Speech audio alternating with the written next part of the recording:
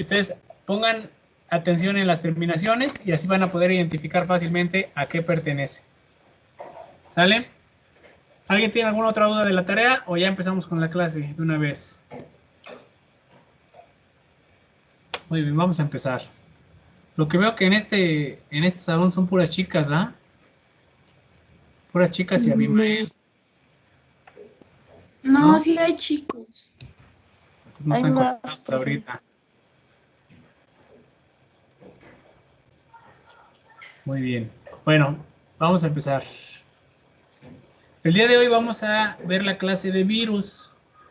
Recuerden que es un tema de moda por la situación que estamos pasando. Vamos a ver si podemos aclarar dudas del virus actual que estamos viviendo. O mejor aún, generar más preguntas, a ver si les generan más dudas lo que vemos ahorita. Y esperemos las podamos resolver.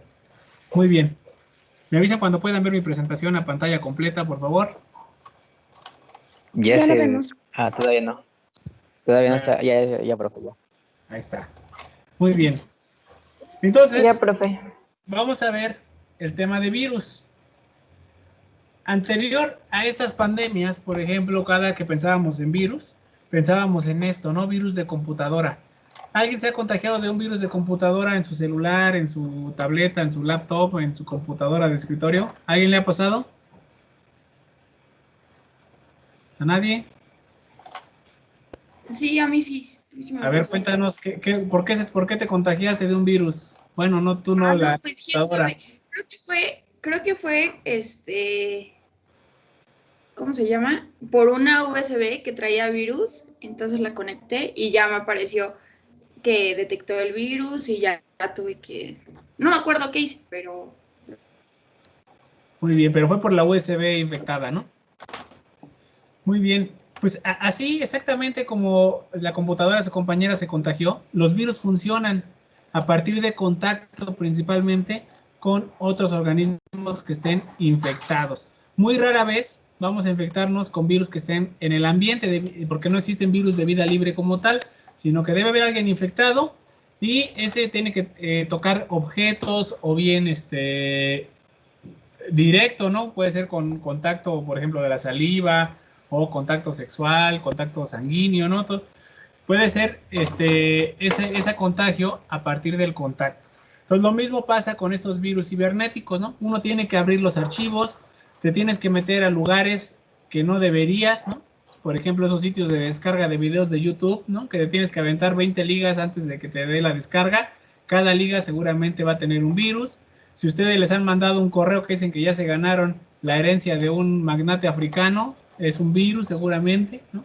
Entonces, esa manera en la que nuestras computadoras se contagian de un virus, más o menos funciona como los seres vivos nos contagiamos de estos virus. Sin embargo, a pesar de la importancia que tienen los virus, si ustedes se dan cuenta y vieron la clase que les mandé el video de nomenclatura y clasificación, en los 6 reinos que tomamos en cuenta, que son estos, ¿no? Plantas, animales, hongos, protistas, bacterias y las eubacterias, no están los virus. No están. ¿A alguien se le ocurre por qué no estén aquí? A nadie. A ver, vamos a preguntar a ver, dime. ¿Cómo? Porque no están vivos. Porque no están vivos, ¿ah? A ver si ahorita, al final con las siguientes diapositivas cambiamos un poco esa concepción de que no están vivos los virus. En realidad pueden ser una forma extra evolucionada de seres vivos, ¿no? Pero ahorita lo vamos a ver si queda un poquito más. Pero sí, así como lo dice su compañera, no entran dentro de los reinos de la vida. ¿Por qué? Porque no se consideran como seres vivos, ya que no cumplen con las funciones necesarias para considerarse aquí. Si recuerdan ustedes, estos 4 que están arriba, plantas, animales, hongos y protistas, son eucariontes. A ver, Aranza, dinos qué es un eucarionte. Son los que... Bueno, es que está la división de procarionte y eucarionte. Entonces, Pero no es el eucarionte... es superreino. Bueno, sí. La división va más abajo. ¿O te referías a que se divide? Ajá, o sea, de que se divide. Ah, perdón, yo pensé que te refieres a la categoría taxonómica. Sigue, adelante. No. Y bueno, entonces, ¿qué me preguntó? Eucarionte y procarionte, ¿Qué ¿verdad? es un eucarionte y qué es un procarionte? Se dividen porque el eucarionte no tiene núcleo, creo. No, sí tiene, ese sí tiene núcleo y el procarionte no tiene núcleo. Y también el eucarionte es el de las de animal y vegetal y el procarionte pues no. Muy bien. No solo animal y vegetal, sino también hongos y protistas son eucariontes, todos estos. Como dijo su compañera, son los que tienen un núcleo verdadero. Por eso, eu es el prefijo verdadero, porque tienen un núcleo verdadero. Membranoso, tienen organelos membranosos, como el aparato de Golgi, las mitocondrias, el retículo endoplasmático. Mientras que los procariontes, que están acá, los procariontes, estos van a ser células sin organelos membranosos, sin núcleo, sin aparato de Golgi, sin mitocondrias, sin cloroplastos, no tienen ninguno de esos organelos, ¿sale? Solo son células sencillas, pero ambos son células, ¿no? Están compuestos de células y el virus no lo está. Entonces, por esa sencilla razón, lo vamos a correr de aquí y no le vamos a meter su reino. Y viendo las concepciones, bueno, ahorita mejor no me adelanto. Entonces, no lo metemos aquí porque no cumple con las características básicas de todo un ser vivo. ¿Vale? ¿Cómo se descubrieron los virus? Fue en el siglo XIX, se me fue el nombre ahorita del investigador, yo creo que lo tengo que anotar aquí, que descubrió virus en las hojas de tabaco. ¿Cómo identificar algo en el siglo XIX, en esos años 1870 más o menos, cuando los microscopios eran solo microscopios sencillos? Ya tenían luz algunos, ¿no? Pero eran muy sencillos esos microscopios. Entonces, a duras penas lograban ver una bacteria. Un virus que es muy pequeño, no lo iban a notar dentro de ese microscopio. Entonces, ellos veían que las plantas tenían estas manchas, ¿no? Y lo primero que se les ocurrió, no, pues es deficiencia de nutrientes. Entonces, nutren bien las plantas, les echan su nitrógeno, su triple 30, no, triple 20, perdón, su triple 20. Y no funcionaba. Entonces dijeron, no, pues puede ser una bacteria. Entonces lo que hacían era un macerado de esta planta, lo metían en un filtro que no cabía ninguna célula bacteriana, y aún así seguían pasando los virus porque ese macerado lo volvían a untar en una hoja y seguía infectándose. Entonces ese filtro no servía. Entonces, lo que dedujeron nada más fue que había algo en estas manchas que podían infectar a otras plantas por el contacto. Veían que si las plantaban más cerquita, era más probable que se generaran manchones de este virus. Entonces, ellos quedaron que pues, no sabían qué era, pero le pusieron el nombre de virus, pues virus significa veneno. Entonces pensaron ellos que era como un veneno que se transmitía de planta a planta por contacto. Ahora sabemos nosotros, ya con estudios moleculares, con microscopios electrónicos de barrido, que esto se debe al famoso virus del mosaico del tabaco. Ese virus es un virus helicoidal, que es envuelto por proteínas, una cadena de ARN, que efectivamente se contagia por contacto entre las hojas infectadas. ¿Sabe? Pero de todos modos ustedes pueden llegar a arrancar esta hojita y fumársela y no va a pasar nada, ¿no? No se van a contagiar de ese virus. Lo más probable, hay posibilidades, pero lo más probable es que no se contaminen de este virus ustedes, ¿no? Porque la mayoría de los virus son específicos. Pero bueno, ¿por qué no lo podían ver? ¿Por qué no lo podían ver en esas épocas? Vean los tamaños que tienen. Este es un glóbulo rojo que ni siquiera nos cabría en la pantalla, viendo su tamaño en escala o relativo al tamaño de los virus. Esta es una bacteria de Escherichia coli, esas que están en el drenaje principalmente. Vean el tamaño que tienen respecto a los virus, y este es el virus más grande que hay, que es el virus del ébola. Y vean cuántos podrían caber, prácticamente pueden caber unos 20 aquí dentro de un Escherichia coli. Entonces son muy pequeños, y vean, estos de acá son todavía mucho más pequeños. los polivirus, los rinovirus, los bacteriófagos, que son virus que afectan bacterias, ¿no? Los adenovirus, todos van a ser muy pequeños.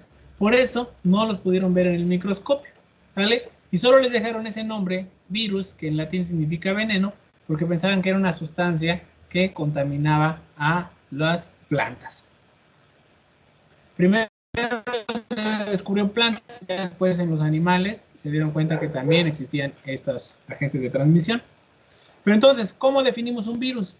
Un virus, ya vimos que es muy pequeño, ¿no? Y es infeccioso, entonces es una diminuta partícula infecciosa. ¿Pero qué tiene o de qué se compone? Se compone de un ácido nucleico central, es decir, que va a tener tanto, puede tener ADN o puede tener ARN, es una partícula infecciosa de ADN o ARN que va a estar envuelta de una cubierta proteica que se llama cápside. Entonces, este bacteriófago que habíamos visto hace un momento está compuesto de ARN. Bueno, aquí puede ser cualquiera de los dos según este. Normalmente los bacteriófagos son de ARN, pero puede haber de todo. Este que está aquí adentro. Y una cápside o cápsida, que es toda la estructura que tiene aquí, está hecha de proteínas nada más. ¿Sale? Entonces, esto es lo que compone un virus. Va a haber otro tipo de partículas infecciosas que tienen solo ADN y va a haber otras que solo tienen proteínas, ¿sale? Pero esas no se llaman virus, al final vamos a ver qué son cada una de ellas, ¿vale? Pero el virus como tal debe de tener material genético envuelto por proteínas que se llaman cápside, ¿vale? Esas preguntas de examen, apúntenla. Y ahora, ¿por qué los virus no los consideran seres vivos, ¿no? ¿Qué características van a tener? Si recuerdan ustedes sus clases de biología 1, ¿quién me dijeron que les daba biología 1? Osvaldo. Ramsés. Muy bien. Vamos a ver qué tal les enseñó. A ver, Mariana. ¿Estás ahí, Mariana? No te hagas la oxisa, Mariana. ¿No está? Dale, recuerden que contamos participación. Marlene, ¿ahí estás? Sí, profe. Muy bien, Marlene. Dinos un postulado de la teoría celular. Que los seres vivos son creados a partir de otros seres vivos. Bueno, algo así. Ahora transfórmalo a célula en vez de seres vivos. Ah, sí, célula. Que una célula proviene de otra célula. Muy bien, toda célula proviene de otra célula. Muy bien. Nos falta otro postulado. A ver, Priscila. Ahí estás, Priscila. Sí, profesor. A ver, tienes otro postulado de la teoría celular.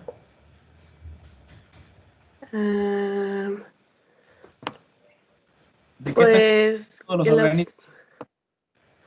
Mate, ay, profesor, es que lo escucho cortado, pero no escuché lo que me ¿De qué preguntó. estamos compuestos todos los seres vivos?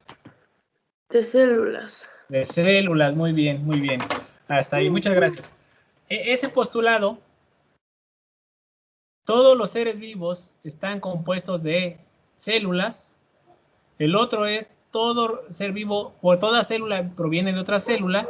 Y el otro es que la célula es la unidad fundamental, funcional y fisiológica de todos los seres vivos. Entonces, si los virus no tienen células, no son celulares como tal, no se pueden considerar como seres vivos, por lo menos en la concepción o el concepto que le dimos nosotros, ¿no? ¿Por qué? Porque no se está cumpliendo con los tres postulados de la teoría celular. Entonces, si no encaja dentro de ese concepto que nosotros creamos, porque no es un concepto real como tal, es un concepto creado por nosotros para no volvernos locos, ¿no? Los virus no pueden estar vivos porque no tienen células. Además, dijimos que las células son la unidad fisiológica, es decir, que son las unidades metabólicas de todos los seres vivos, y aquí los virus no tienen metabolismo.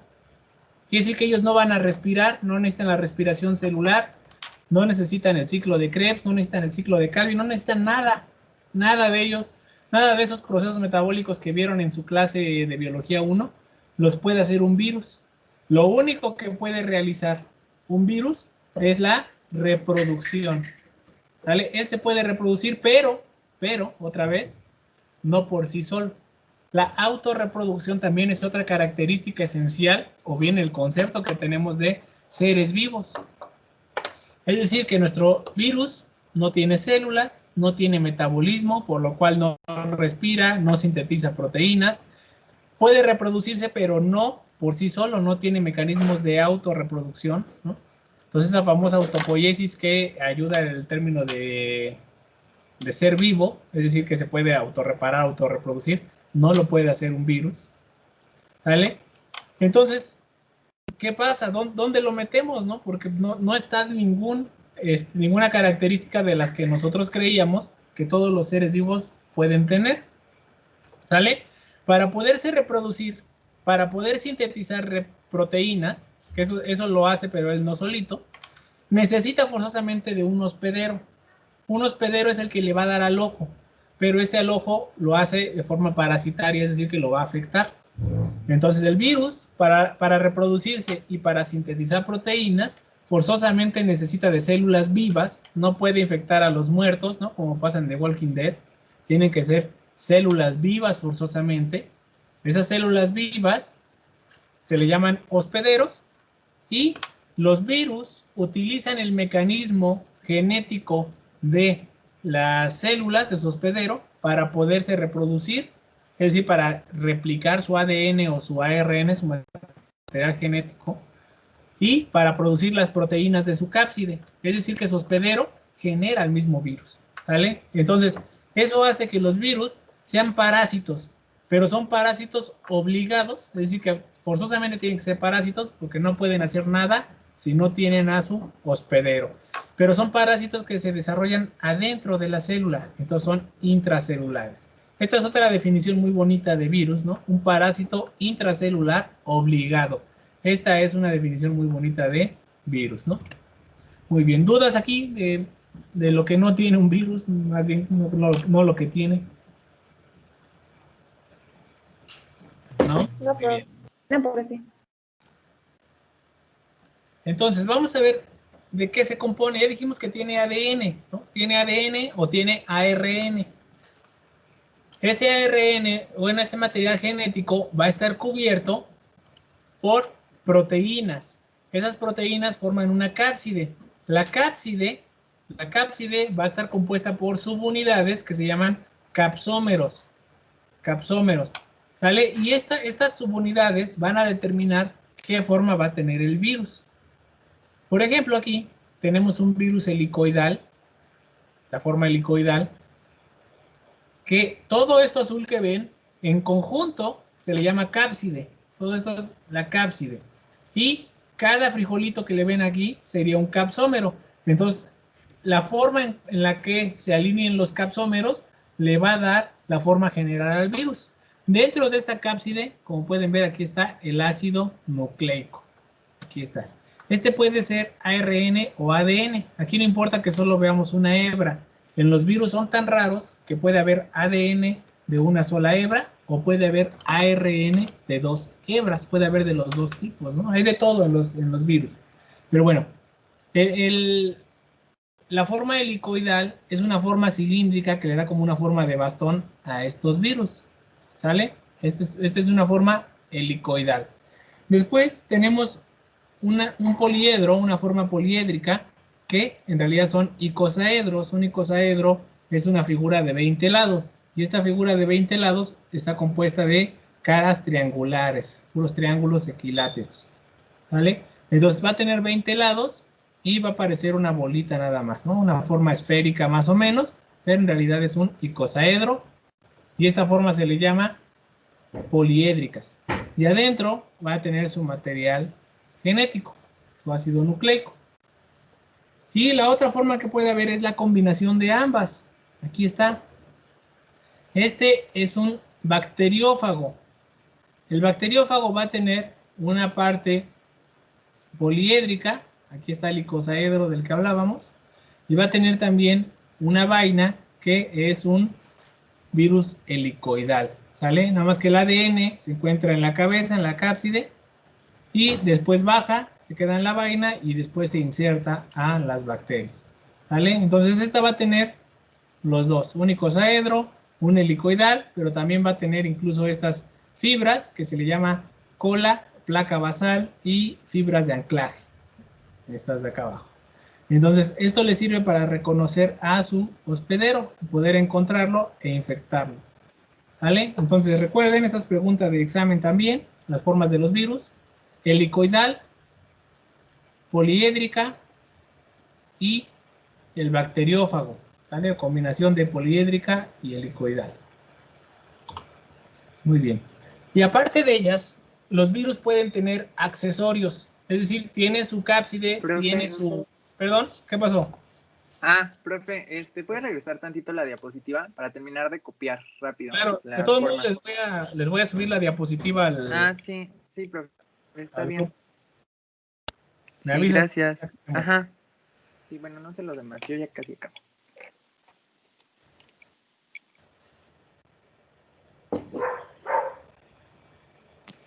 Profesor. Dime. Para decirle que mi compañero Moisés no se pudo conectar porque no tiene luz en su casa, creo, algo así. La repetición. Sí está grabando, ¿ah? Sí, creo que sí. Ahí chéquenle bien que se esté grabando para que Moisés la pueda ver. Sí, gracias. Muy bien, ¿ya acabaron de copiar? Ya. Adelante entonces. Bueno, como les comentaba, un virus helicoidal, un virus poliédrico pueden tener accesorios y ese accesorios normalmente es una envuelta. La envuelta es una capa membranosa, una membrana que va a cubrir al virus. Esta parte moradita que se ve en el dibujo, esta es la membrana. Yo sé que ustedes están pensando, pero dijimos que el virus no tenía nada de cubiertas de célula, ¿no? Pues esta membrana se la roba a su hospedero. Una vez que el virus sale del hospedero, no se va solito, sino que se lleva un cacho de membrana. Entonces hagan de cuenta que el virus se arma dentro de la célula y al momento de salir, se lleva por gemación un cacho de membrana celular. Entonces es una membrana normal como el de la célula, es una bicapa lipídica, ¿no? Una doble capa de lípidos, de fosfolípidos, si recuerdan, ¿no? Entonces se lleva eso y no solo se va a llevar la membrana, sino que también se lleva estas proteínas transmembranales que el mismo virus hace que la célula se las dé, es decir, que las sintetice. Entonces estas proteínas transmembranales son las llaves para poder abrir otras membranas de otras células. Entonces, estas llavecitas le ayudan a que el virus pueda entrar a infectar a otras células. Si nosotros le quitáramos estas llavecitas, estas proteínas transmembranales, el virus ya no sería infeccioso, ¿sale? Pues tiene que tener forzosamente estas para poder activar. Entonces, el virus envuelto es un virus normal con su cápside y material genético cubierto por una membrana plasmática, ¿no? Una membrana celular. Muy bien. Ahí viene lo difícil. Hay tres teorías de cómo se pudieron haber originado los virus. La teoría regresiva, la teoría de origen celular y la teoría de la coevolución. Aquí en los dibujitos, en la letra A, nos pone la teoría regresiva.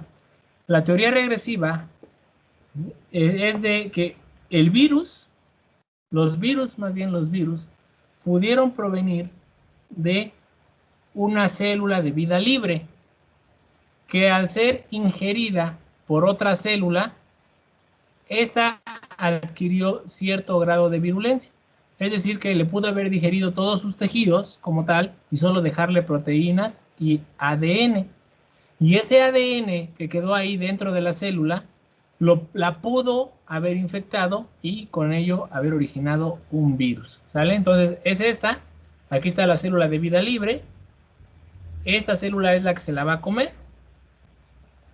Entonces la come, pero esta célula de vida libre, que puede ser una bacteria porque tiene un poco ADN, su ADN se quedó convertido en un virus que pudo haber infectado a la célula que se lo comió y de ahí empezar a reproducirse para infectar a más células.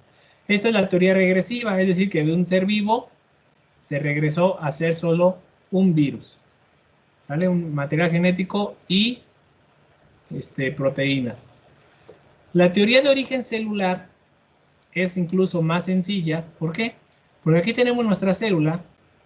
Esa célula, al momento de replicar su material genético, cuando replicó el material genético, ocurrió un error. Cualquier error, un cambio en la secuencia. Entonces, ese cambio en la secuencia hizo que se generara un genoma vírico, es decir, un ADN o un ARN de virus. Y ese ARN o ADN, ese material genético, lo que hizo fue encarcelar a la célula para que solo replicara ese cachito de material genético. Nada más ese cacho, ese cachito, ese cachito. Y después hubo tanto material genético que ese material genético salió de la célula y pudo infectar a otras más. Entonces, esta teoría de origen celular es que se originó del mismo hospedero. Acá la de regresiva es de un organismo de vida libre.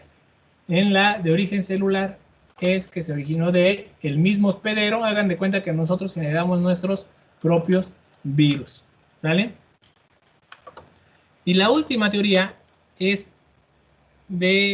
que ver con el origen de los seres vivos como tal, en el cual, antes de que se originaran las primeras células, el ARN como tal ya existía en la naturaleza, se formó en los caldos primitivos, el ARN, incluso en experimentos se ha logrado generar ARN, y ese ARN era autorreplicante, quiere decir que se puede duplicar él solito. ¿Cómo lo hacía? Con las proteínas que estaban dentro de ese mismo caldo primitivo, se empezaba a replicar él solo. Entonces, ese ancestro también sería nuestro ancestro nosotros, porque fue el primer ADN que se aprendió a replicar. Por un lado, evolucionó en una forma en la cual adquirió una membrana celular y se transformó en una célula. Y el ARN ya se sabía autorreplicar, ya se sabía convertir en proteínas, sabía traducir. Pero la otra variante, la otra rama de este mismo ARN se quedó como era. No generó una membrana celular. Entonces, este ARN ya no podía aprovechar las moléculas que estaban en el caldo primitivo, porque al existir organismos como estas células, esas células se los comían. Se comían todas esas proteínas. Entonces, este ARN, que estaba libre nadando en los caldos primitivos, se metió a una célula y generó un virus. Quiere decir que los virus y nosotros tenemos el mismo origen en común, nada más que nosotros evolucionamos por un lado para tener células y ellos se quedaron como tal, aprovechando nuestros mecanismos de replicación del ADN. ¿Sale? Ahora sí, chicos, acepto preguntas, comentarios, sugerencias, dudas. ¿A cuál le van? ¿Cuál les gustó?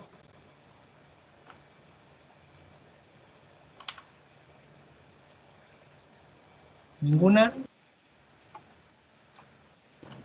La última. La última se oye bien, ¿no? Quiere decir que nosotros alguna vez fuimos virus también, ¿no? Claro que ahí no infectábamos a nadie, pero también lo fuimos. Pero déjenme decirles que las tres son ciertas. Existen virus de origen regresivo, existen virus de origen celular y existen virus de origen coevolutivo. Es decir, que hay virus de todos tipos. De todos tipos vamos a tener, por lo cual los virus son de origen parafilético, es decir, que no se originaron una vez y se repartieron así como nosotros, ¿no? Como nosotros como células, sino que ellos se han originado a lo largo de la historia muchas veces.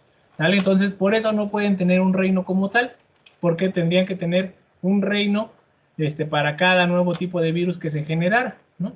Entonces, por eso no existe todavía esas categorías de reino para los virus. Pero ahora, quiero que me contesten, después de esto que acabamos de platicar, ¿qué piensan ustedes? A ver, Araceli, ¿qué piensas tú? ¿Los virus están vivos o no? ¿Estás ahí, Araceli? Ya se fue a servir un café. Sí, profe. Sí, a ver, cuéntanos, ¿qué piensas ahora tú? ¿Están vivos o no? ¿Y por qué? Yo digo que no. O sea, los son parásitos, ¿no? Y son como parásitos obligados porque necesitan de un hospedero para poder sobrevivir, para poder existir.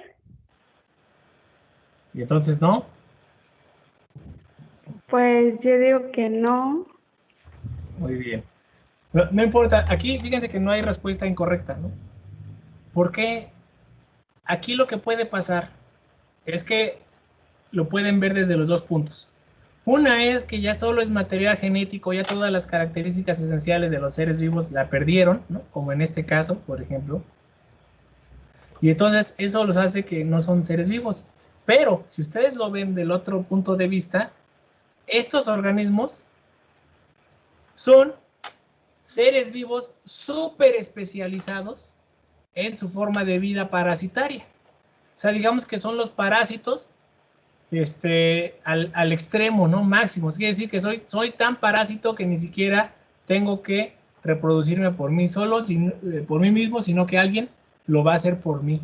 ¿Vale? Entonces, estos organismos, por lo menos estos de aquí, algún día fueron seres vivos. Este solo era una molécula de ADN y estos son organismos que se originaron a la par de nosotros, solo que no adquirieron las características que tenemos nosotros. Entonces, hay virus que no están vivos, como estos de aquí, ¿no? Que solo es una partícula de ADN que se escapa. Hay virus que estuvieron vivos, ¿no? Como estos, que estuvieron pero ya no lo están. Y hay virus que son una forma de vida que no comprendemos todavía, ¿no? Entonces, si les preguntan, no hay problema, en el examen no se los voy a poner porque eso no hay una respuesta como tal de si están vivos o no. Pero para mí, o sea, desde mi punto de vista, los virus son formas de vida súper especializadas, ¿sale? Pero esa es mi opinión nada más, ¿no? Yo como profesor de preparatoria, habría que preguntarle a un virólogo y normalmente si uno le pregunta a un virólogo, yo conozco, solo te dan la vuelta, ¿no? Nunca te dicen si sí están o no están, no hay respuesta hasta el momento y nadie se avienta a decirlo, ¿no? Pero yo, en mi opinión, sí, los virus son parásitos súper extremos, ¿no? Muy bien. Ahora, ¿cómo se clasifican los virus? Los virus tienen su propia taxonomía porque no se consideran dentro de los seres vivos, ¿no? Porque no se consideran. Entonces, en las categorías taxonómicas solo van a llegar hasta orden. No va a haber clases, no va a haber reinos, no va a haber subclases, no va a haber filum, no va a haber nada de eso. ¿Sale? Ni siquiera va a haber un dominio para los virus. Entonces, solo hay de orden para abajo. De ahí se empiezan a clasificar. ¿Cómo los clasifican? De acuerdo al tipo de hospedero que tienen, es decir, a quién van a infectar, el tipo de ácido nucleico que van a tener presente, ahorita vamos a ver esta clasificación, el número de cadenas que tiene, si tiene una cadena o dos cadenas, pues como les había comentado, puede tener ADN de una cadena o ARN de doble cadena. Si tienen envuelta o no, también es importante. Su tamaño, la forma, si es helicoidal, si es poliédrica o bacteriófago, y la forma en la que se va a transferir. ¿Sale? Aquí están las terminaciones para un virus. Cómo es que termina cada una de ellas para que ustedes lo reconozcan. Por ejemplo, los órdenes, que son 7 nada más hay 7 órdenes de virus. Bueno, con nombre, porque podría haber más, porque hay 82 especies que no las incluyen en ningún orden. Entonces, solo hasta la fecha se han encontrado 7, bueno, más bien se han clasificado en 7 órdenes y terminan con la palabra virales. Entonces, por ejemplo, aquí tenemos uno que dice caudovirales. Caudovirales, si le vemos la terminación, es de orden. Pues la familia Viridae, 29 familias en estos 7 órdenes y 82 que no están clasificados. 29, y aquí dice la familia Mioviridae, ¿no? Viridae es la terminación de familia. Virinae es la subfamilia, hay 27 subfamilias. Si ven ustedes, hay más familias que subfamilias, porque no todas las familias van a tener una subfamilia. Entonces aquí está Eucampivirinae, ¿no? Esta es una subfamilia. El género termina en virus. Hay 307 géneros de virus identificados. Pero vean cómo se nombran. CP220 virus. Esta es la terminación, ¿no? Normalmente se les pone estos números a los géneros. Y para la categoría de especie, igual termina en virus. Sin embargo, no presentan normalmente el género, sino que tienen aparte otra clasificación, ¿no? El género era CP220 virus, y ahora vean las especies. Campylobacter virus CP220. Entonces aquí cambia el género, aquí está otro género, ¿no? CP21, acá es la CP220, que era este género. Entonces el género, como ven, se pone al final. Entonces estos no están en la misma nomenclatura de Linneo. El código de nomenclatura binomial no aplica en los virus. Tienen su propio código de nomenclatura y está aquí en esta página. Ustedes la pueden revisar en internet, del Comité Internacional de Taxonomía de Virus, el ICTB, ¿no? Entonces aquí es donde van a encontrar la clasificación de los virus. Y se pone más difícil, ¿no? Porque aquí, esta es una clasificación que nos dan según el tipo de ADN o ARN que va a tener nuestro virus. Se llama la clasificación de Baltimore, y por esta clasificación este doctor recibió el premio Nobel por clasificar a los virus de su tipo de material genético que va a presentar, ¿vale? Todos los virus lo que quieren es que se repliquen, ¿no? Que se generen copias de él. Entonces, para esto tiene que replicarse como tal en el ADN o en el ARN, es decir, que se vuelva a producir, pero también tiene que producir su cápside, que son las proteínas. Entonces, lo que produce proteínas siempre va a ser el ARN mensajero, porque este es el que se va a los ribosomas y se traduce en proteínas. ¿Vale? Entonces, ese es el punto clave para todos los virus. Se tienen que convertir en ARN mensajero para después pasar a formar parte de los virus. Vamos a tener virus de ADN y virus de ARN. Los virus de ADN son el grupo 1, el 2, el 7. Mientras que los de ARN van a ser el grupo 3, el 4 y el 6. Ah, y el 5 también. Aquí está medio chueco ahí, ¿no? Entonces son 4 de ARN, 3 de ADN. En el ADN vamos a tener virus que tienen ADN bicatenario. Bicatenario significa que tiene doble cadena. Ustedes saben que el ADN tiene una cadena líder y una cadena complementaria. Pues los virus de ADN bicatenario tienen los dos. Entonces simplemente lo que tiene que hacer es entrar al núcleo y que en el núcleo este ADN se transforme en ARN mensajero y producir lo que necesita. Entonces este digamos que no sufre. El virus de ADN monocatenario es un virus que solo tiene una hebra de ADN, solo una. Es decir, que le falta la cadena complementaria. No va a tener las dos como normalmente lo vemos, solo va a tener una.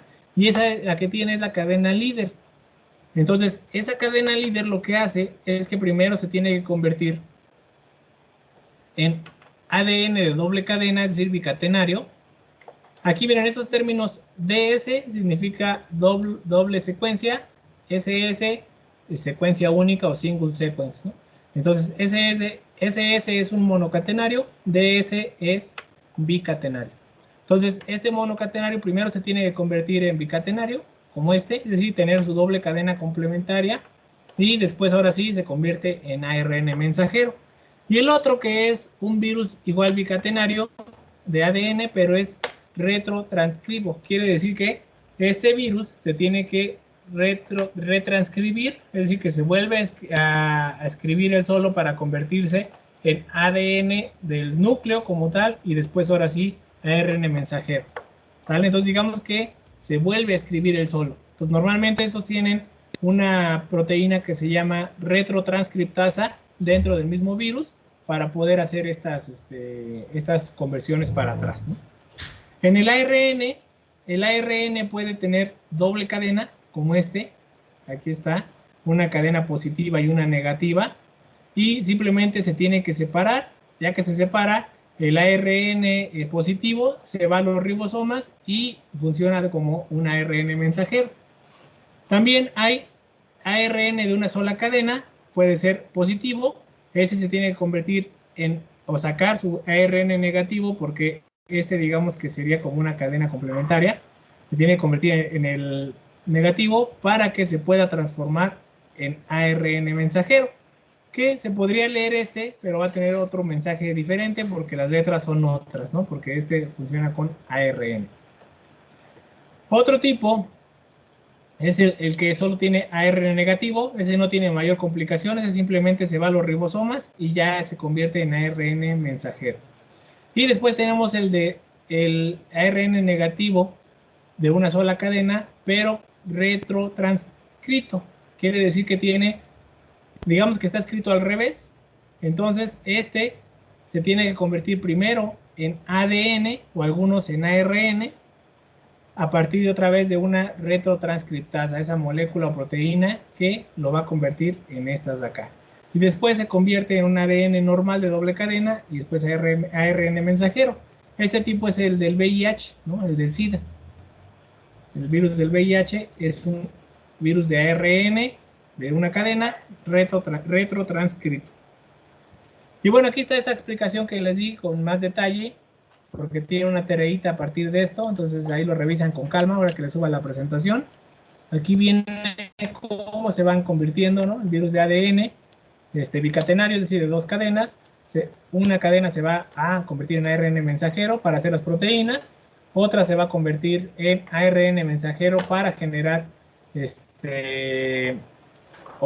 proteínas estructurales. Estas son las reguladoras y las estructurales que van en la cápside o en la envuelta. Y el otro ADN se tiene que ir a replicación para generar más copias de él. Entonces ya después se genera el virus. Y así sucesivamente, ¿no? Es un poco más complejo, pero pues no vamos a entrar más a detalle en esto, pues es algo complejo este análisis, ya es más molecular que nada, ¿no? ¿Dudas aquí, chicos, en estos? La tarea nada más va a ser investigar algunos virus y tienen ustedes que encontrar si tienen ADN de doble cadena, ADN de una cadena o ARN. Lo pueden encontrar así, ¿no? Como DS, porque está en inglés, o esto está en español, que sería bicatenario, ¿no? Monocatenario, o puede ser SS en inglés, ¿no? Recuerden cuando es ADN, cuando escribe ADN está en español. Si está escrito DNA es en inglés, ¿no? DNA. Entonces, esto está en español. Si tienen dudas, de una vez, chicos, ¿eh? O sea, solo es buscar qué tipo de cadena tiene. Sí, solo qué tipo de cadena presenta ese virus. ¿Y de cuántos virus van a ser, profe? Son 6, ya viene ahí, en las tareas les puse el archivo. Son unos virus que ustedes tienen que armar como papiroflexia. Los tienen que armar y después buscar en internet. El armado es importante porque ahorita vamos a ver el proceso de cómo se ensamblan los virus y ustedes para que tengan esa idea del ensamblaje. Entonces los van a armar y van a contestar unas preguntitas en un cuadro primero y después unas preguntas, y en el cuadro viene que pongan el tipo de virus que es. Vale, pero ahí viene todo en el archivo de la tarea. Gracias, profe. Sí, ¿de qué? Profe, yo tengo otra pregunta. Adelante. Para lo de papiroflexia, ¿va a venir video o algo así que nos explique cómo hacerlo? No, es un archivo nada más para recortar y ustedes lo tienen que pegar. No es papiroflexia como tal, ¿no? Es de ensamblaje como tal. Y si viene ahí un archivo PDF que los va a ayudar paso a paso por si no saben qué orilla pegar con cuál, ¿no? Ahí viene todo. Muy bien. ¿Cómo se reproduce un virus? Aquí tenemos un ejemplo de un bacteriófago. Recuerden que un bacteriófago tiene una cabecita helicoidal y tiene también, perdón, una cabeza poliédrica y una colita helicoidal. En la colita quedamos que tenían su disco basal, ¿no? Y sus zonas de reconocimiento. Entonces, estas patitas que tiene este virus le ayudan para encontrar a la especie que va a infectar. No crean que un virus anda infectando todas las especies porque sí. Solo infecta a ciertas especies que tengan su mecanismo necesario para la replicación. Entonces, este virus llega y reconoce a la bacteria, entonces ocurre un proceso que se llama fijación. Es decir, cuando el virus se adhiere a su hospedero. Este virus no va a entrar completo, en algunos sí llega a entrar principalmente en los envueltos, en este caso no entra. Pero este solo va a meter su material genético. El material genético, que es el ADN o el ARN, va a entrar al citoplasma de la bacteria. Cuando es un virus envuelto, puede entrar completo. Entonces a esto se le llama penetración, que puede entrar el material genético o puede entrar el virus completo, ¿no? En este caso solo entró el material genético. Ese material genético llega, en este caso, al nucleoide de la bacteria, o llega al núcleo, o llega al citoplasma, si es de ARN nada más, ¿no? Depende de qué tipo de material genético tenga. Entonces, llega al sitio de replicación y empieza entonces el proceso, ahora sí, de replicación del ADN viral y síntesis de proteínas virales. Aquí está el ADN y aquí están las proteínas. ¿Vale? Entonces, este es el siguiente paso. Fijación, penetración, síntesis de ADN, perdón, replicación de ADN y síntesis de proteínas. Después, estos dos se van a juntar y se van a ensamblar. Es el proceso de ensamblaje, en el cual el material genético es envuelto por los capsómeros y forman la cápside y al final el virus como tal.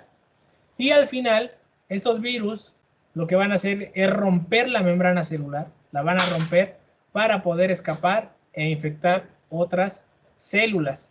A este proceso se le llama liberación o lisis celular, es decir, que es la ruptura de la membrana celular, la lisis. Entonces, esta es la última fase y ya después viene otra vez otro ciclo, pero con otra célula. ¿Sale? Este ciclo en el cual el virus mata a su hospedero por la lisis se llama ciclo lítico. Aquí está. ¿Sale? Este es el ciclo lítico de un virus. Apréndanse los 5 pasos y en el orden en el que aparecen. Esto va a ser una pregunta de examen. Fijación, penetración, replicación y síntesis, ensamblaje y final, liberación por lisis celular. ¿Sale? Aquí les pongo este mensajito. ¿Qué pasó? No, nada, que sí. Enzimas de restricción es la manera en la cual nosotros podemos evitar que este virus penetre. Entonces, una enzima de restricción lo que hace es que se pone o se acomoda en las zonas donde reconoce el virus de la célula. Las enzimas de restricción evitan que el virus reconozca las células y por ende no lo va a infectar, ¿no? Entonces hay vacunas que tienen enzimas de restricción, principalmente las que se generan en caballos, ¿no? Esas enzimas de restricción. También hay otras que te pueden inyectar un virus como este, pero más débil, o sea, no tan infeccioso, no tan virulento. Entonces, los anticuerpos que se generan, lo pueden atacar, lo atacan y generan una memoria de protección enzimática. Entonces va a decir, yo ataqué este virus con tales enzimas, si me vuelve a atacar, yo ya tengo esas enzimas listas para poder atacar ese virus. ¿Vale? Entonces son las dos formas de vacunas, ¿no? Las enzimas de restricción y las otras son con organismos atenuados, es decir, débiles, ¿no? Y normalmente eso se hace en caballos también para las pruebas, ¿no? Los caballos porque generan muchos anticuerpos y son resistentes. Y normalmente los virus que les inyectamos a humanos no infectan al caballo, solo lo reconocen como partículas extrañas, ¿no? El otro ciclo que puede haber de virus es el ciclo lisogénico. El ciclo lisogénico, lo que va a pasar es que va a ser lo mismo, ¿no? Fijación, penetración, pero a diferencia de el ciclo lítico, lo que va a pasar aquí es que hay una fase de integración en la cual el ADN vírico, el ADN viral, se fusiona con el ADN del hospedero. Entonces, ahora la secuencia de ADN va a cambiar porque va a tener los genes que codifican para el virus. Aquí. Entonces, a la hora de que esta bacteria se reproduce, también va a copiar el ADN del virus. Entonces, la siguiente célula, la célula hija de esta, va a tener ya en su genoma al virus también. Entonces, es una forma de replicación del virus sin necesidad de solo reproducir el virus, sino de el organismo completo. Nada más que aquí hay dos vías. Una en la cual el virus se le olvida que es un virus porque puede cambiar su secuencia al momento de insertarse aquí. Recuerden ustedes que un gen empieza normalmente con una famosa caja TATA, ¿no? Donde hay muchas timinas y adeninas.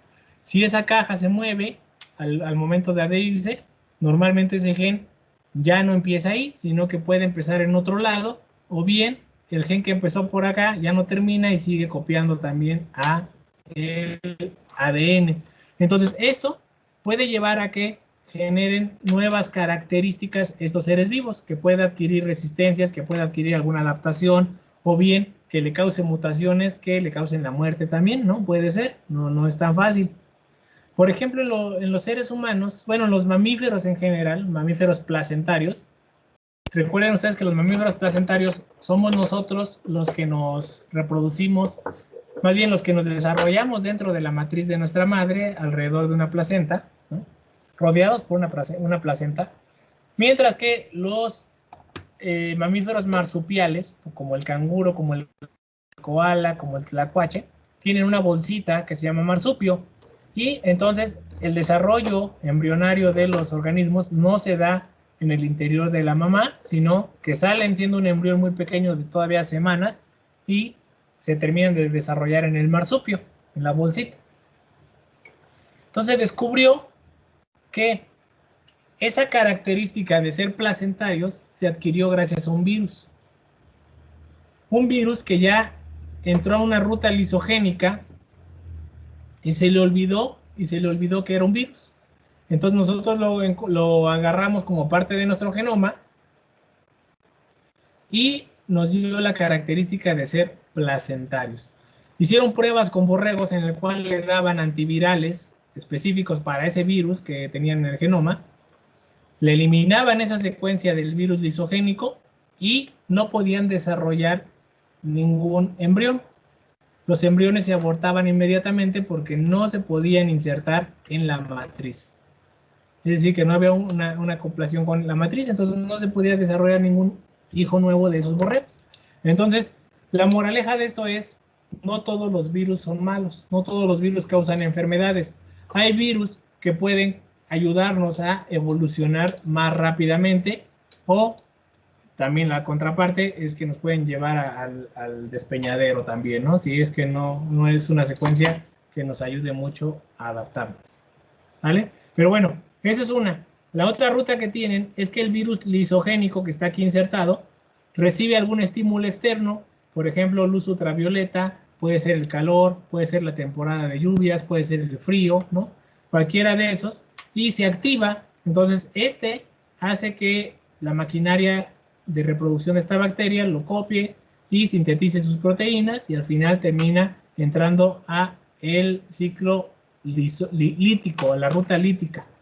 Entonces, un virus lisogénico puede quedarse como lisogénico o puede entrar a la ruta lítica por estímulos externos, ¿vale? Y esto pues ya no ocurrió nada más una vez. Recuerden que ya se reprodujo esta célula y entonces todas las células tienen esa característica de un virus lisogénico guardado esperando a los estímulos externos, ¿vale? ¿Dudas, chicos, de cómo se reproducen? ¿Ustedes cuáles creen que sean los que nos causan malestar y más dolor en algún virus? Van a ser aquellos que rompan nuestras células, ¿no? Estos, los de la ruta lítica. Estos a veces ni los vemos, ¿no? A veces se eliminan, esos no los encontramos, pero todo aquel que entra a una ruta lítica inmediatamente nos causa malestar. También los virus tienen la característica de que son específicos, es decir que para cada especie hay un tipo de virus y sí pueden llegar a cambiar de especie, pero son muy bajas las probabilidades para que eso pase. Normalmente un virus solo tiene la llave, en este caso son estas proteínas transmembranales, solo una llave para cierto cerrojo. Incluso hay algunos que no pueden infectar muchas células. Por ejemplo, que es el virus del VIH, es un virus de ARN, SS de una sola cadena, con retrotranscriptasa inversa ahí en su molécula. Pero bueno, este virus solo infecta a los linfocitos. Los linfocitos son estos macroblastos o células blancas que nos protegen, entonces solo afecta al sistema inmunitario. El virus del VIH no va a afectar ningún otro órgano. Sin embargo, al afectar a los linfocitos, a los glóbulos blancos, nos deja sin defensas para otros organismos, ¿no? Puede llegar cualquier enfermedad, una gripa, por ejemplo, y alguien con VIH se puede morir de gripa porque no tiene defensas o cómo atacar esa enfermedad, ¿no? Todo por el VIH. Entonces, los virus son específicos. Pueden llegar a saltar de especie, pero es muy raro. ¿Alguien sabe? Bueno, el VIH se ha encontrado que antes de los seres humanos estaba en un chimpancé y el VIH saltó de los chimpancés a los seres humanos. ¿Por qué? Porque recuerden que nosotros y los chimpancés compartimos el 99.9% del genoma, es igualito. Entonces, tenemos más chance de tener exactamente los mismos receptores como estos, ¿no? Estos receptores que un chimpancé por el parecido que tenemos. Entonces, normalmente los virus pueden saltar más fácilmente entre organismos cercanamente emparentados. Y a ver, ¿quién sabe o quién se le ocurre cómo es que se contagió el primer humano de VIH si primero estaban los chimpancés? ¿A quién se le ocurre? A ver, Luisa, perdón. Hola. Hola. ¿Cómo crees que se contagió el primer humano de VIH?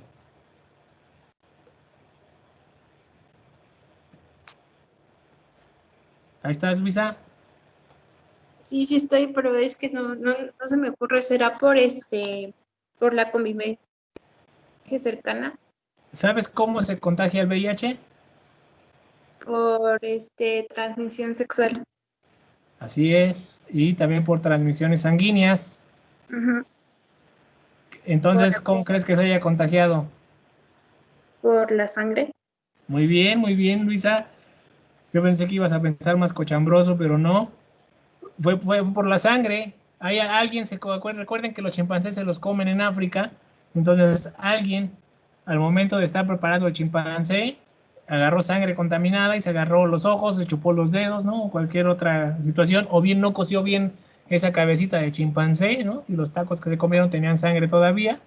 Entonces, se pudieron haber contagiado de el SIDA, no necesariamente con relaciones sexuales, ¿no? No necesariamente, sino con esa transmisión sanguínea, ¿vale? O bien tenía, por ejemplo, una cortada en la mano y así estaba pelando el chimpancé, entonces así se pudo haber contagiado y brincado el virus. Aquí está el de la influenza. El virus de la influenza también es un virus envuelto, igual que el del VIH. Es un virus envuelto de ADN Y vean cómo entra, trae sus proteínas transmembranales, que son reconocidas por estas proteínas transmembranales de la célula, la reconoce y lo dejan entrar. Una vez que se lo come, deja salir el ADN. El ADN, recuerden que se tiene que ir al núcleo, en el núcleo se transforma en ARN mensajero y ahí se generan las proteínas. Y el ADN que entró se replica y se genera su ácido nucleico. Después las proteínas se juntan para generar los capsómeros, aquí está, capsómeros, la cápside, se mete el ARN, este es el ensamblaje del virus, y al final, este virus ya con su cápside sale y se lleva un cachito de membrana de esta célula, se lleva su cachito de membrana, y no solo la membrana, sino también las proteínas transmembranales que le van a ayudar a volver a entrar a otra célula. ¿Vale? Esto pasa con la influenza, pero también puede pasar que vayan directo al aparato de Golgi. En el aparato de Golgi, recuerden que se encarga de empaquetar sustancias, en este caso los virus, y lo arroja hacia el exterior, ya con todas las etiquetas para dejarlo entrar a otra célula. El de la influenza que vivimos en México, ¿no? El H1N1, el virus que vivimos en no recuerdo qué año, a ver si alguien se acuerda, bueno, me dice, pero creo que era el 2009. Este es un virus que, como dice aquí, se armó de un cóctel, ¿no? Un cóctel de varios virus diferentes. Los puercos se pueden enfermar de gripa. Nosotros los podemos contagiar a los puercos y ellos a nosotros. El virus de la gripa puede brincar de los puercos a nosotros. Entonces lo que pasó es que un puerco se enfermó de gripa de nosotros, gripa humana, pero a la vez también se infectó de virus de la gripe aviar, de las gallinas. Ese virus de la gripe aviar se fusionó con el virus de la gripe humana para poder entrar a nuestro cuerpo, porque recuerden que necesita las proteínas necesarias, y también se llevó algo del material genético de los virus del puerco. Es decir, que teníamos 3 especies ahí. Era un virus aviar, humano y porcino, de 3 especies. Esto es muy raro cuando llegan a brincar los virus, y el virus todavía se puede mezclar dentro de el hospedero. ¿Por qué? Porque el virus, recuerden ustedes que se está replicando, pero podemos estar replicando 2 o 3 virus a la vez en la misma célula. Y al momento de generar el ensamblaje con la cápside, esa cápside se lleva el cacho de virus de cada uno de los que encuentra. Entonces, ese virus volvió a saltar al ser humano y generó la epidemia del H1N1 que se generó aquí en México. Sin embargo, no fue una epidemia muy larga, muy grande como la que tenemos ahora, porque se generó una vacuna inmediatamente, pues el virus de la influenza es muy conocido, pero en esta mutación simplemente se tuvo que hacer algunas adecuaciones y se pudo eliminar fácilmente. Hasta la fecha, cada año nos están inyectando para este virus, ¿no? Nos inyectan virus atenuados, por eso algunos de nosotros, cuando nos inyectan contra la influenza, nos podemos llegar a enfermar, porque son virus todavía, pero más débiles que el H1N1. Así que si por su casa pasan para inyectarlos, pónganselos, porque no se vayan a querer enfermar de COVID y de influenza a la vez, ¿no? No la van a librar. Entonces mejor vacúnense. Entonces aquí es un caso de que hubo brinco de especies, ¿no? El del VIH ya lo vimos, ¿no? Nada más aquí es para recalcar en este dibujito, es que recuerden que el virus del VIH es de ARNSS, es decir, de nada más de una sola cadena. Ese virus es retrotranscrito porque tiene una molécula que se llama retrotranscriptasa o transcriptasa inversa, que es lo mismo, que lo que hace ARN lo convierte en ADN, y ese ADN entra y se inserta en el genoma de nuestras células. Y ahora ahí ya puede replicar y hacer lo que quiera, ¿sale? Entonces, este ARN se convierte en ADN porque es ARN retrotranscrito, ¿sale? Se va a convertir en ADN y se mete a la célula y se empieza a propagar. Este es un virus muy difícil de atacar, principalmente porque es retrotranscrito, es decir, que se mete en el genoma, entonces tendrías que matar la célula como tal para poder eliminarlo, no solo el virus. Y aparte, muta muy fácilmente. Entonces, si uno le tapa esta llave, seguramente encuentra otra y lo dejan entrar, ¿no? Muta muy fácilmente, entonces por eso es difícil eliminar este virus. El virus del ébola es otro cóctel de virus que viene principalmente de un murciélago, pero aquí no, los africanos no se comieron el murciélago. Perdón, ¿alguien iba a preguntar algo? ¿No? ¿Qué hora tienen para ver si todavía tenemos tiempo? 5:42. Las 5:42. Muy bien, ya vamos a acabar, son como 3 diapositivas, ¿eh? Son puros ejemplos ya.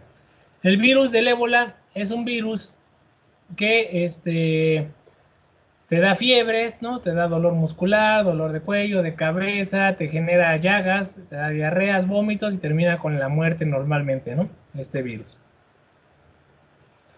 Y este virus está muy esparcido en África principalmente, hay brotes anuales muy constantemente, pero en el año 2018 me parece, fue un virus que azotó muchos países de África, se hizo una epidemia muy grande solo en África, incluso ya no los dejaban salir de sus países o regiones donde hubiera el ébola. Y este virus viene de este murciélago.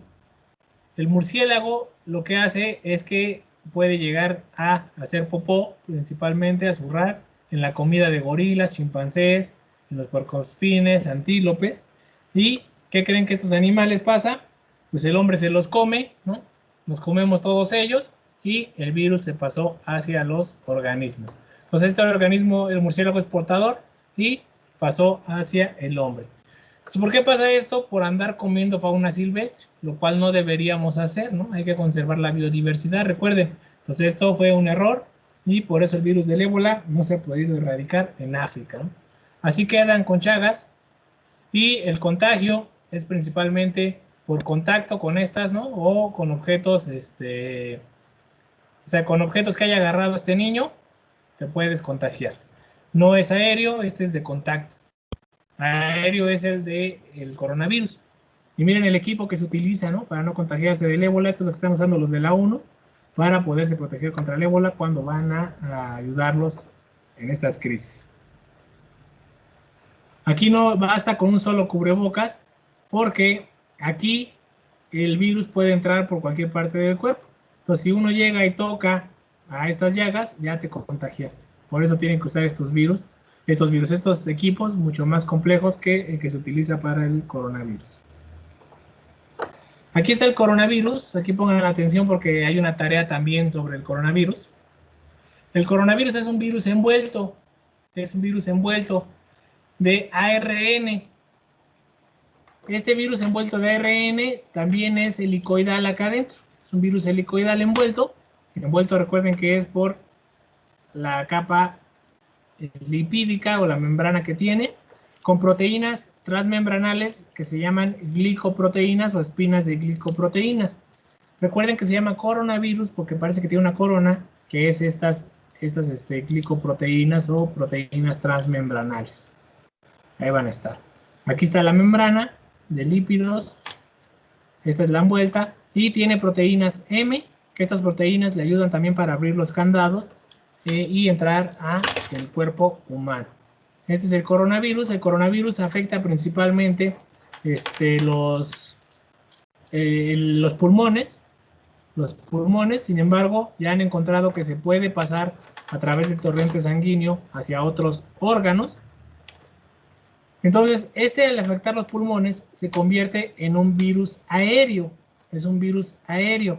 Entonces, lo que tienes que proteger es que el virus no entre a tu cuerpo a partir de la nariz, de la boca, los ojos y las orejas. Eso es lo que hay que cubrir principalmente para el coronavirus. Si ustedes se ponen un cubrebocas, es más que suficiente porque ahí están protegiendo la cara como tal. Los ojos, a menos que alguien te estornude en la cara, por eso debe haber distanciamiento social, por ahí podría entrar. O bien que tú agarres un objeto contaminado y no tengas la precaución de lavarte las manos antes de agarrarte la cara. Eso es lo que te puede afectar. Entonces, si tú llegas y agarras un objeto con coronavirus y te tallas los ojos, pues ya valiste, ¿no? Entonces recuerden, cada que salgan de su casa, lávense las manos, lávenselas muy bien para antes de manipular cualquier cosa que se vayan a meter a la boca o agarrarse la cara, antes de sonarse la nariz, lávense las manos después de agarrar su cubrebocas, ¿no? Entonces, es muy importante tener esas normas de higiene y con eso la van a librar. Si ustedes traen el coronavirus en la ropa, si lo traen en las manos, en los brazos, perdón, en las manos sí importa, no va a pasar mucho, ¿no? No va a haber problema porque no nos estamos agarrando la cara con el codo, por ejemplo, ¿no? No estamos haciendo eso. O no acostumbramos limpiarnos la nariz con la playera. Sin embargo, también es importante que si ustedes van a estar en sitios donde haya mucha gente y lleguen después a su casa, puedan cambiarse de ropa, es decir, dejar la ropa de calle, lavarla inmediatamente o echarla ahí a enjuagar con jabón y con eso la libran. El jabón es importante porque recuerden que esta es una membrana de lípidos. ¿Alguien sabe con qué se diluye un lípido? Pues con el jabón, si vieron sus clases de química. Entonces, si ustedes le meten jabón a este coronavirus, la membrana lipídica de su envuelta se va a romper y entonces el jabón penetra al ARN y con eso se destruye y se desnaturaliza y ya no puede infectar. El alcohol sirve si es que tiene glicerina. Si tiene glicerina, si es alcohol directo, no sé qué tanto puede ayudar. Yo podría ayudar, ¿no? Pero no sé si rompa la membrana como tal. Pero la glicerina y el jabón, sí ayuda mucho para eliminar el coronavirus. Ojo, no vayan a comer jabón, no vayan a comer glicerina, no vayan a comer alcohol, porque el maestro dijo que eliminaba el coronavirus. Lo rompe al contacto en el exterior. Ya en el organismo es muy difícil eliminarlo. Si no, pregunten que todavía no existe un tratamiento 100% efectivo para el coronavirus y la vacuna todavía no está lista. ¿Vale? Aquí está cómo entra el virus. El virus tiene las llaves de estos receptores. Llega, el receptor lo toca, lo deja entrar. Y una vez que lo deja entrar, entra la penetración. Esta es la fijación, penetración.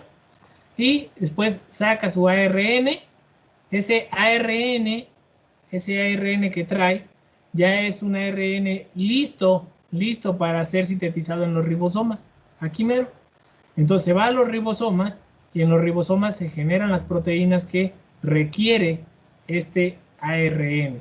Y este ARN también se va a replicar para poder tener ARN, proteínas. Entonces ensambla y se va al aparato de Golgi. En el aparato de Golgi recibe su envuelta, es decir, que le dan su membrana celular. Una vez que se envuelve, lo mandan al exterior para atacar otras células dentro del organismo o fuera de él, porque se transmite por el aire. Aquí hay un videito de cómo se transmite el coronavirus, bueno, más bien cómo se replica en las células. Vamos a ver si funciona. Ahí está el coronavirus. Recuerden que tiene proteínas transmembranales de glicoproteínas, ARN. Estas son las glicoproteínas, la estructura de la proteína, la envuelta que tiene el coronavirus, que lo podemos matar con jabón. No, pues ya se trabó.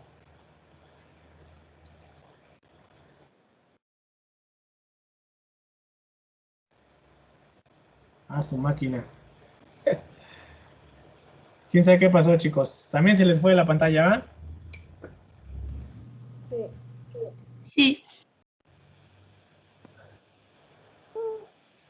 ¿Quién sabe qué pasó? Pero bueno, era el mismo video del dibujito que vimos anterior, pero animado. Pero pues funciona exactamente igual.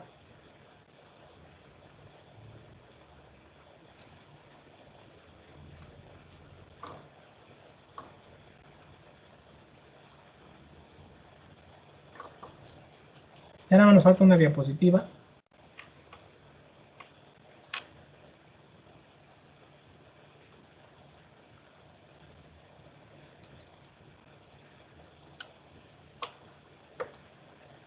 Bueno, aparte de los virus, existen partículas que no son virus como tal porque no tienen todas las características, es decir, material genético y cápside de proteínas.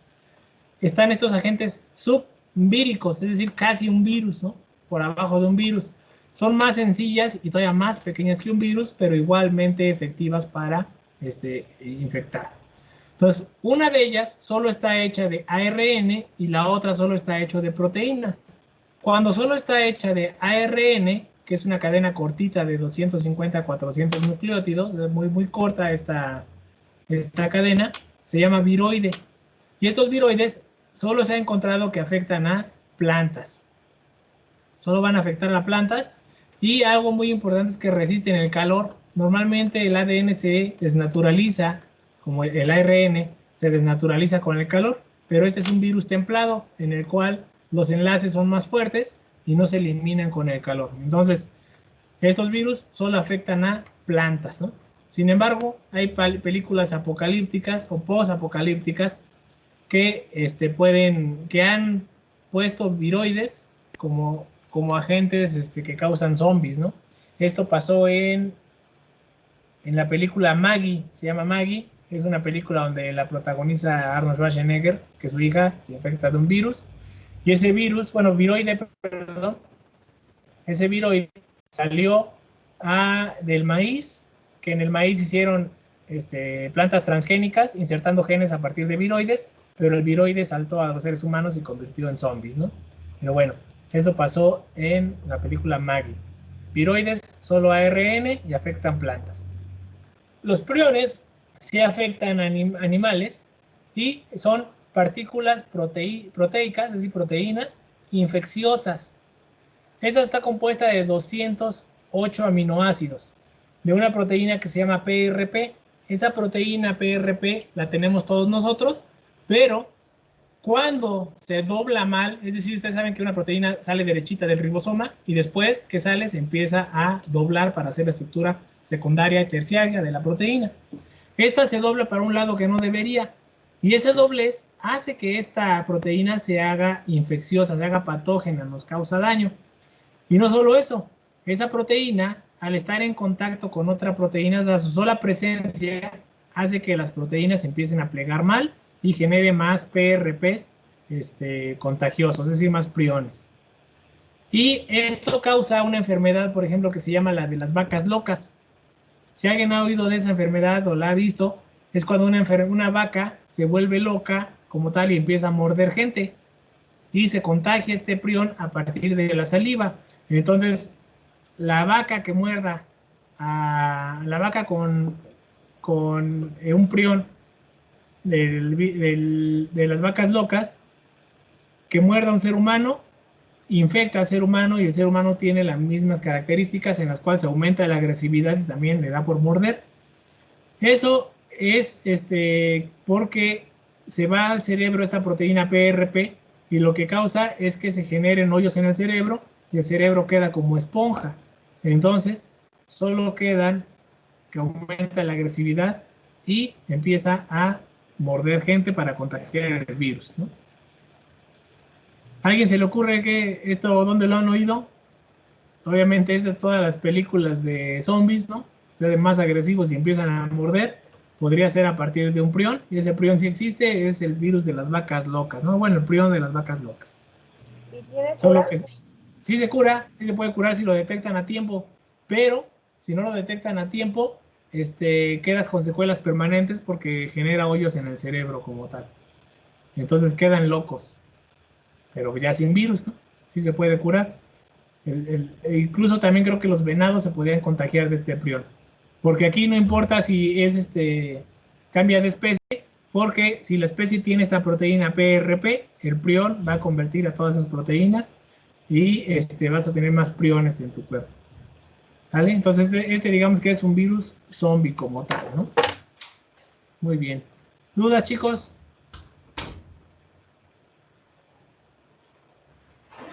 No, profe. No, nada. Nada más, No, profe. ¿Quién eres? Araceli. Adelante, Araceli. Bueno, yo tengo una duda, pero sobre la la tarea que dejó anteriormente. Yo la hice a mano y no sé si esté bien o la paso a computadora. No, mejor aún. Nada más súbete un foto ahí al programa. Y esas son tus evidencias. Ah, ok. Sí, pues, gracias. ¿De qué? ¿Más dudas, chicos, de los virus? Nada más, les quiero decir, tal vez esto les ayude un poco, los calme. Los virus más letales, los virus que sean más virulentos, más infecciosos y que matan rápidamente a sus hospederos, se extinguen muy rápido. ¿Por qué? Porque un virus que infecta mucho a un organismo o que lo mata rápido, no da el chance que contagie a otros. O sea, no se puede trasladar de un organismo a otro porque se muere rápidamente. Entonces, los virus más letales, digamos, que te matan más rápido, no duran mucho, se extinguen rápidamente. Mientras que los virus que permanecen y pueden durar durante mucho tiempo son esos virus que se encuentran ocultos, que normalmente nada más es una enfermedad, por ejemplo, una gripa, ¿no? No te mata y no te deja en cama, sino que sales a andar con tu virus encima. Entonces, esos virus son los que duran más en la humanidad, ¿no? Entonces, si este virus es tan contagioso y tan mortal como dicen del coronavirus, pues se acabará pronto porque, bueno, si es que así pasara, ¿no? Si la gente se queda en su casa, que inmediatamente se da cuenta que tiene el virus, ¿no? El problema es aceptar que lo tienes y que se pueda controlar. Entonces, este virus no es que sea tan... O sea, digamos que no se dispersa tan fácilmente, sin embargo, la culpa la tenemos nosotros por no protegernos, ¿no? Por no hacer casos a las medidas de confinamiento. Si tenemos los síntomas, pues no hay otra más que quedarse en casa hasta asegurar que no lo tengas, ¿no? Muy bien. ¿Más dudas, chicos? Les dejé 2 tareas. A ver, ¿quién tiene duda? Yo, Karen. Adelante, Karen. ¿Por qué, el coronavirus o otros virus no resisten el calor? Bueno, tanto tiempo. Ajá, porque ese es para el ADN en general. El ADN se desnaturaliza con calor, con los rayos ultravioleta del sol, por ejemplo, o calor como tal. Entonces, el ADN para todos, incluso el tuyo, se desnaturaliza con el calor. Por eso cuando vamos a la playa, se nos mueren las células que tenemos en la piel hasta arriba, porque el calor las elimina, ¿no? Entonces, por eso en Campeche, digamos que hay 0 casos de coronavirus, por el calorcito que hace. Es más difícil que se propague en zonas calientes que en las zonas frías, porque se desnaturalizan rápidamente. Pero cuando son virus templados, el ARN es templado, ahí sí resiste más el calor. ¿Sí, Karen? Sí. Pues bien, ¿alguien más? ¿Nadie? Yo tenía 2 dudas. Adelante. En primera, ¿es cierto eso? Es que he visto muchas veces en comentan por ahí en redes sociales que es más fácil que el virus se disperse ahorita en épocas de invierno. ¿Pero es porque las condiciones son más óptimas o porque el frío le favorece demasiado al virus? O sea, no sé cómo diferenciar la pregunta. Sí, no, sí te entiendo perfectamente. El virus en invierno se va a dispersar más porque aumentan los casos de gripa. Entonces, uno confunde el coronavirus con la gripa, los pesales. ¿Puedes apagar también tu micrófono? Yaneira. Sí, perdón. Es que se oye como eco.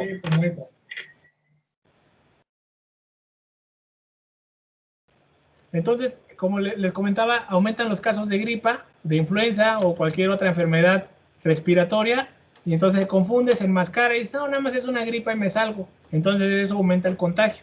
Y la otra sí es como dices, que las condiciones ambientales favorecen más a el virus porque no se desnaturaliza con el calor. Hace frío, entonces se puede conservar más tiempo, ya sea en los objetos o en el aire como tal, ¿no?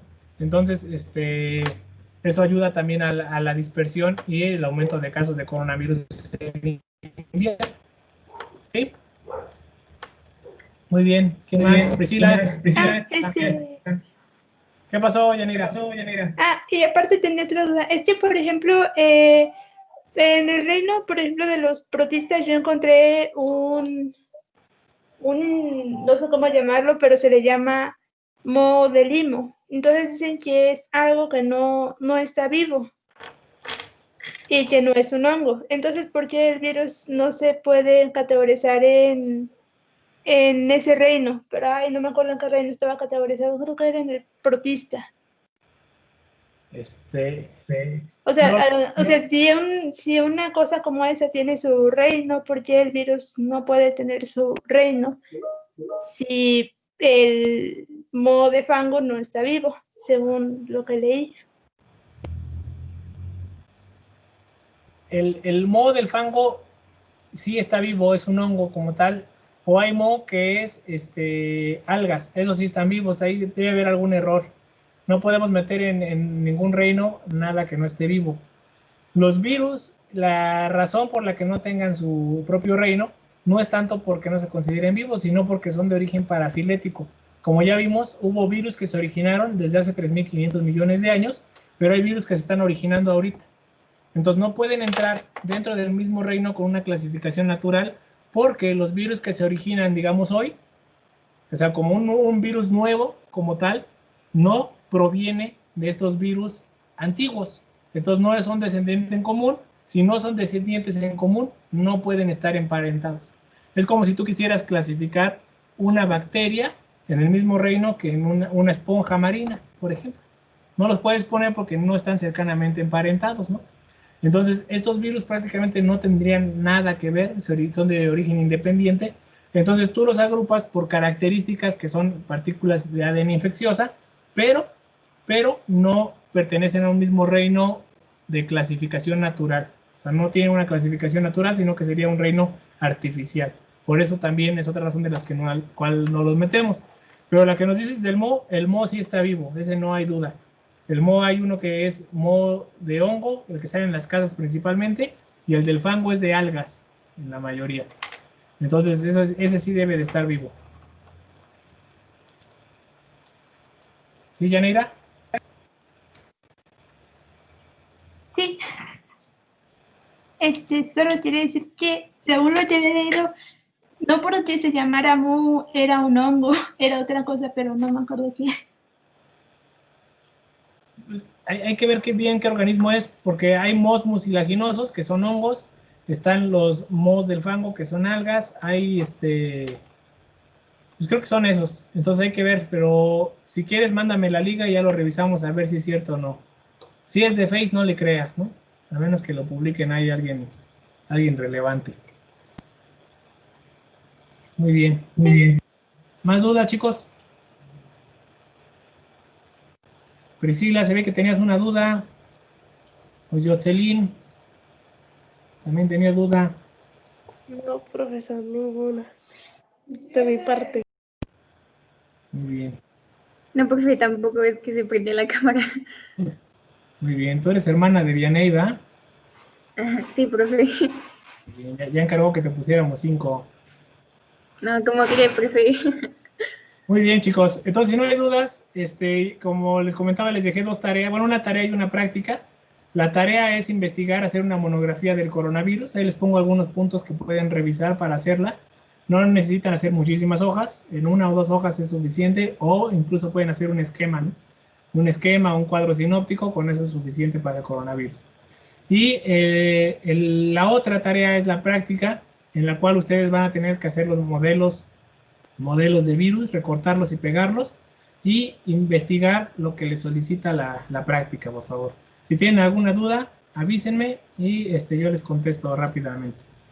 ¿Vale? La tarea, recuerden que se entrega el próximo viernes, al igual que la práctica, y hoy es el último día para que entreguen la práctica, la tarea de clasificación. Para los que no han entregado, faltaban como 5 o 6 compañeros que no habían entregado la tarea. Recuerden que tienen hasta las 11 de la noche para poderla entregar.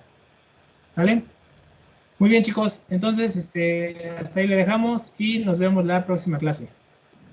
Adiós, prof. Gracias. Gracias, profe. Hasta luego. Sí, profe, adiós.